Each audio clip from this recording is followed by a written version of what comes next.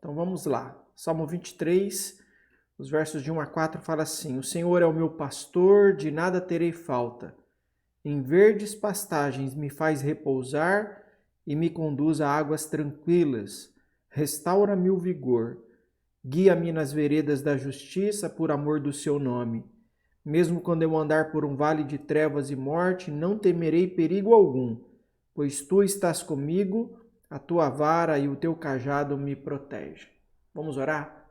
Senhor, que essa palavra que nós lemos e esse salmo que é tão importante, tão precioso para a gente, possa trazer nessa noite para a gente uma reflexão, possa trazer para a gente nessa noite uma palavra de encorajamento, uma direção do Senhor para a nossa vida. O que nós te pedimos e clamamos nessa noite é que o Senhor possa falar conosco, possa nos visitar e nos orientar sobre o teu querer e vontade. No nome de Jesus. Amém. Muito bem, nós vamos pegar mais uma parte hoje do Salmo. Deixa só eu abrir aqui o negócio. Muito bem. Mais uma parte hoje do Salmo 23. E eu queria compartilhar com vocês, na verdade, hoje uma parte de uma matéria, de algo que eu estava estudando esses últimos dias por conta do coronavírus. Não sei se dá para você enxergar daí, mas eu vou falar, se não der.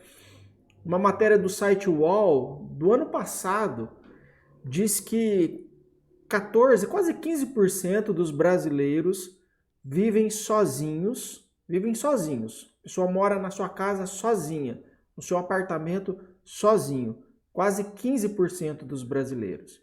E esse número aumentou 73% da última década, né, de 10 anos atrás para cá. Então aumentou 73% em 10 anos. Tá? Mesmo assim, é um número baixo se comparado com os países europeus. Por exemplo, na Dinamarca, a quantidade de pessoas vivendo sozinhas é de 40%. Na Noruega e na Alemanha, de cerca de 32%. Nos Estados Unidos, 28%. Então, se a gente pensar 15%, diante de 40% é pouco, né? Mas mesmo assim, imagine, 15% dos brasileiros vivem sozinhos. Mora sozinho na sua casa. Você já deve ter ouvido falar dessa empresa chamada CVV, né? Uma ONG, eu não sei o que é, né? Mas é o Centro de Valorização da Vida. Eles atendem ligações de pessoas que estão se sentindo sozinhas. E eles recebem por mês, olha, preste atenção nisso, eles recebem por mês 170 mil chamadas. 170 mil chamadas. Pessoas ligam nesse 188 porque elas estão se sentindo sozinhas e eles trabalham, não especificamente, né, mas principalmente na prevenção do suicídio. Tá? Mas é de gente, basicamente de gente que está deprimida, de gente que está se sentindo sozinha, de gente que busca uma palavra de conforto e de apoio numa hora difícil. Tá? Existe até um mercado surgindo em torno desse problema, das pessoas se sentirem sozinhas. Já existem o que se chama de personal friend, né? São pessoas que você paga, e não é pouco, 120, 170 reais por hora, para a pessoa conversar com você, como se fosse um amigo. Então você fica uma hora batendo papo com ela, né? Então é diferente do psicólogo, que você busca ajuda, porque você está emocionalmente, então ele vai te dizer o que você tem que fazer, vai te receitar remédio, vai tentar mudar. Não, essa pessoa, o personal friend, é apenas para conversar, para jogar a conversa fora. Tá? Para bater um papo com você, você falar de como está o dia e ele falar como está o dia, um amigo que você paga. Então, surgiu aí diante desse problema de solidão. Nós temos que fazer uma diferenciação entre solidão e o isolamento social. Solidão é o sentimento de estar só, é a constatação da separação emocional de uma outra pessoa ou de todas as outras pessoas. É a falta de interação e de comunicação emocional entre um indivíduo e um outro indivíduo. Tá? Isolamento social é a privação de contatos sociais, seja voluntariamente ou imposto por outros. Por exemplo, nós estamos em isolamento social, né? Foi nos imposto ou nós aderimos a um isolamento social, mas não necessariamente estamos solitários. A gente liga, a gente conversa por vídeo. Agora há pouco aqui na reunião de oração dava para ver a cara de alguns irmãos, a gente interagindo, conversando. Então, nós estamos num momento de privação, né? Voluntário, imposto, mas nós estamos num isolamento social, mas não necessariamente em solidão. Eu diria que algumas características da sociedade que nós vivemos hoje, o que nós chamamos de pós-moderna, têm contribuído para a solidão do ser humano. Um estudo da Universidade de Stanford, na Califórnia, vai dizer para a gente, ou diz, né, no seu estudo, que a obsessão dos americanos em navegar pela rede está provocando a redução do convívio dos internautas com suas famílias e amigos. Quanto mais tempo as pessoas passam na internet, menos tempo gastam com seres humanos de carne e osso. E aí, então, segundo a pesquisa, a internet está gerando uma onda de isolamento social nos Estados Unidos e alimentando o fantasma de um mundo sem contato humano e sem emoções. Tá? Então, aqueles que estão estudando as características da nossa época têm apontado para esse grande problema. Um escritor cristão chamado Rubem Amoresi, ele também escreveu um livro voltado para tentar compreender os nossos dias, e ele destaca, na verdade, uma sucessão de fatos que contribui para a solidão. Ele diz que a nossa solidão começa quando nós abrimos mão da nossa casa paterna ou da casa dos nossos pais para tentar a vida em outra cidade ou em outro país, né? E aí nós nunca mais voltamos. E aí então ele acrescenta que os nossos pais, quando isso acontece, quando a gente sai de casa e vai para uma outra cidade, os nossos pais ficam sem netos, né? Os nossos pais ficam sem os netos, porque a gente foi embora, e os nossos filhos ficam sem avós e tios. E longe da nossa família de origem, nós buscamos formar uma nova família, mas que por causa da correria da vida, da superficialidade dos relacionamentos, nós não sentimos a vontade para poder abrir o coração e a nossa família começa a desintegrar. Acrescente a isso que para sobrevivermos nesse mundo, pai e mãe precisam trabalhar fora, né? Precisam sair cedo de casa para trabalhar, né?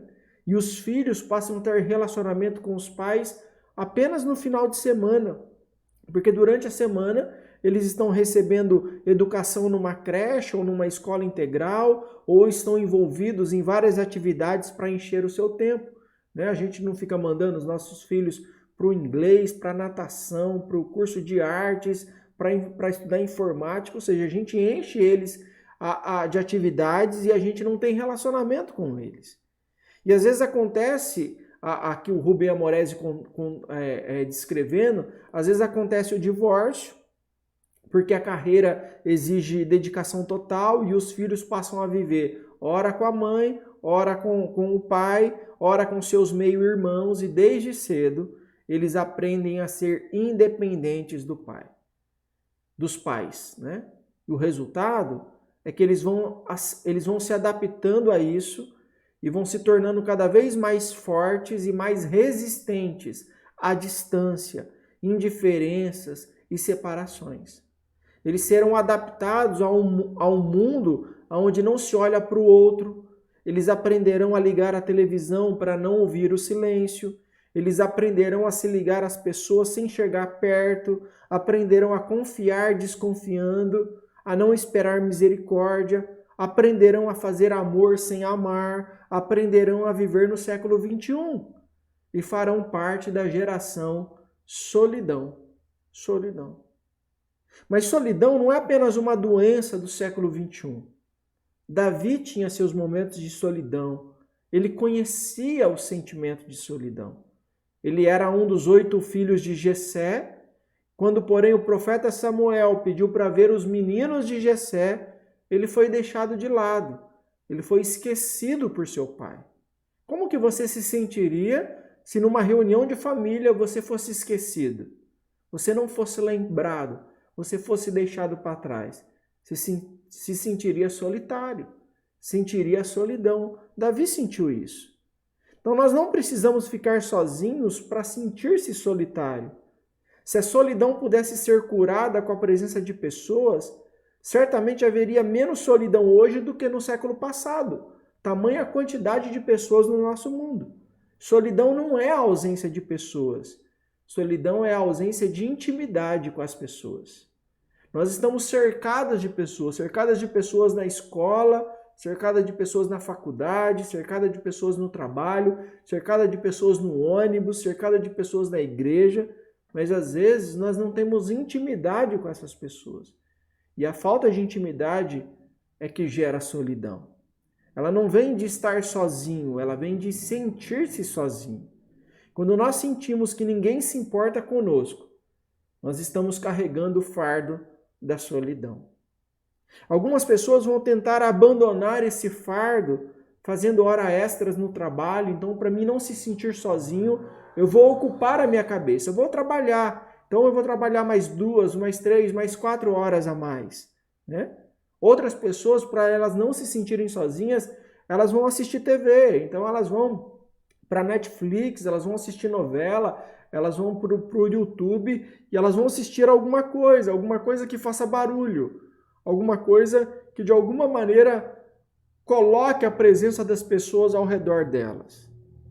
Outras pessoas vão jogar conversa fora no bar, né? Quantos homens chegam do trabalho, em vez de irem para casa, porque eles vão se sentir sozinhos em casa, eles vão para o bar. E aí eles vão jogar sinuca, eles vão beber, eles vão jogar conversa fora no bar. Mas nada disso resolve o problema.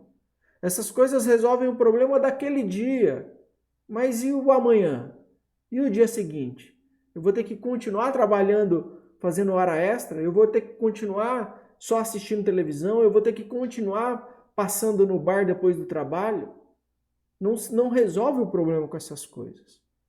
Uma das pesquisas que eu li diz que aqueles que possuem muita fé em alguma religião não se sentem tão sozinhos. Então, aqueles que têm fé em alguma coisa, eles não se sentem tão sozinhos. Eu acho que foi a fé em Deus que fez Davi dizer assim no versículo 4: Tu estás comigo, tu estás comigo. A descoberta de Davi é de fato a mensagem das Escrituras para cada um de nós. O Senhor está comigo. E desde que o Senhor está comigo, desde que Ele está perto, tudo é diferente. Não tem por que se sentir solitário. Não tem por que carregar o fardo da solidão. Nós podemos estar enfrentando a morte, mas nós não a estaremos enfrentando sozinhos. O Senhor está conosco. Nós podemos estar enfrentando o desemprego, mas nós não estaremos enfrentando o desemprego sozinho, porque o Senhor está conosco. Nós podemos estar enfrentando conflitos matrimoniais, mas não estamos enfrentando sozinho. O Senhor está conosco. Nós podemos estar enfrentando dívidas, mas não estamos enfrentando elas sozinho, porque o Senhor está conosco. Jesus ele enfrentou a sua paixão, o seu momento de sofrimento, porque ele sabia que ele não estaria sozinho. Por isso ele passa por todo o seu abandono, por toda a sua solidão, por todos os seus problemas, por todo o seu sofrimento, por todos os açoites, pela morte de cruz, porque ele sabia que ele não estava sozinho. Ele disse assim, João 16:32, aproxima-se a hora e já chegou, quando vocês serão espalhados cada um para sua casa. Ele está falando aos seus discípulos. Vocês me deixarão sozinho, mas eu não estou sozinho, pois meu Pai está comigo. Ou seja, todos vão abandoná-lo. Ele vai ficar pessoalmente sozinho. Vai ser a única pessoa. Mas ele diz, eu não estarei sozinho. O meu Pai está comigo. Quando nós enfrentamos a vida sozinho, nós muitas vezes tomamos droga, né? Usamos droga para poder pertencer ao grupo.